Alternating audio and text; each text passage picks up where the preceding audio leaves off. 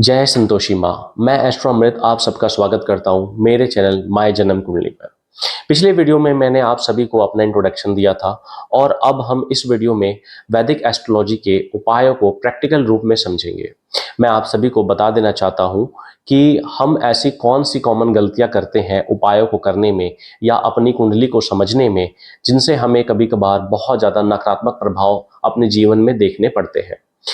पहला जो गलती हम करते हैं वो ये करते हैं कि किसी भी ग्रह के बीज मंत्र का जाप करना। देखिए, बीज मंत्र का जाप करना किसी भी ग्रह के लिए किसी ग्रह को आकर्षित करना होता है। यदि हम बीज मंत्र का जाप करते हैं और हमें हमारी कुंडली में उस ग्रह की स्थिति का पता नहीं होता है जिसका हम बीज मंत्र का जाप कर रहे हैं, तो ये एक सही उपाय नहीं हो सकता है। बीज मंत्र के उपाय केवल योग कारक कारक या केवल शुभ ग्रहों के लिए ही किया जाता है। तो जब भी आप किसी बीज मंत्र का जाप करें तो अपनी कुंडली को किसी एस्ट्रोलॉजर से दिखा करके तभी उस उपाय को करें या उस बीज मंत्र के जाप करें। अदरवाइज हमें कभी भी यदि हमें नहीं पता है कि कौन सा ग्रह हमारे लिए शुभ है या कौन सा ग्रह हमारे लिए योग कारक है या नहीं है, तो हमें बीज मंत्रों का जाप नहीं करना चाहिए। दूसरी जो गलती हम करते हैं वो ये करते हैं कि जो भी ग्रह हमारी कुंडली में 6, 8, 12 जो त्रिक भाव होते हैं उन भाव में के स्वामी होते हैं या उन भावों में कोई ग्रह बैठा होता है, तो हमें उन ग्रहों को भी के उपाय बहुत सोच समझ करके करने चाहिए। यदि हमें उनकी पूरी जानकारी नहीं है तो कोई भी उपाय, यदि जो भी उपाय हमें कहीं से भी देखने सुनने को मिलते हैं वो उपायों को हमें नहीं करना चाहिए। तीसरी जो गलती आती है वो दान से रिलेटेड है। जैसे आपने कभी यूट्यूब पे पॉडकास्ट में टीवी चैनलों पर हमेशा आपने दान को देखा होगा कि यदि आपकी राशि ये है तो आपको इस ग्रह से रिलेटेड चीज़ों का दान करना चाहिए। तो दान करने से पहले भी हमें अपनी कुंडली का पूरा एनालाइज पता होना चाहिए कि हमें कब, कैसे और कितना दान करना चाहिए। दान से बेहतर मैं आपको बता देना चाहता हूँ कि यदि आप दान करने में कंफ्यूजन होती है तो हमें दान से बेहतर है कि हम सेवा करें, क्योंकि सेवा करने से हमें दान के मुकाबले नकारात्मक प्रभाव नहीं देखने को मिलते हैं। अगली जो गलती मैं आपको बता देना चाहता हूँ वो ये होती है कि आजकल ऑनलाइन एप्लीकेशंस अवेलेबल हैं इंटरनेट से। आप वो डाउनलोड कर करके अपने कुंडली की डिटेल्स वहाँ मेंशन करके और जो भी जानकारी वहाँ से आपको प्राप्त होती है उनके द्वारा आप अपनी कुंडली के उपायों को करने लगते हैं। देखिए, कुंडली और जो एस्ट्रोलॉजिकल ऐप्स हैं आजकल, उनमें भी जो उपाय बताए गए होते हैं वो पूरी तरह से सही नहीं होते हैं। बिना किसी ज्योतिषाचार्य के, कंसल्टेंट के उन उपायों को आप मत करिए। मैं आपको आने वाली वीडियोस में एक एक जो मैं आपको कॉमन गलतियां बता रहा हूँ, इन गलतियों को किस तरीके से करना, अवॉइड करना चाहिए या किस तरीके से कोई उपाय देख करके अपने जीवन शैली में अपनाना चाहिए, वो मैं आप सबको एक एक करके बताऊंगा।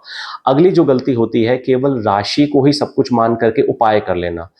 फॉर एग्जाम्पल के लिए मैं आपको बताता हूँ, समझिए कि यदि आपने कहीं से सुना कि अगर ये आपकी राशि ये है तो आपको इस ग्रह से रिलेटेड चीज़ों का दान करना चाहिए, यदि आपकी राशि ये है तो उस ग्रह से चीज़ों का मंत्र जाप करना चाहिए।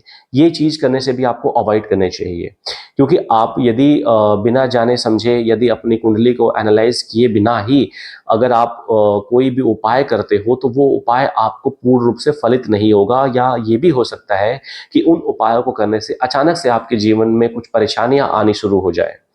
अगली जो मोस्ट कॉमन गलती होती है, हमारी कुंडली में कुछ ग्रह वक्री होते हैं, कुछ ग्रह मार्गी होते हैं। यदि कोई ग्रह मार्गी है तो वो अलग ही अवस्था में कार्य कर रहा होता है और वक्री होता है तो अलग अवस्था में कार्य कर रहा होता है।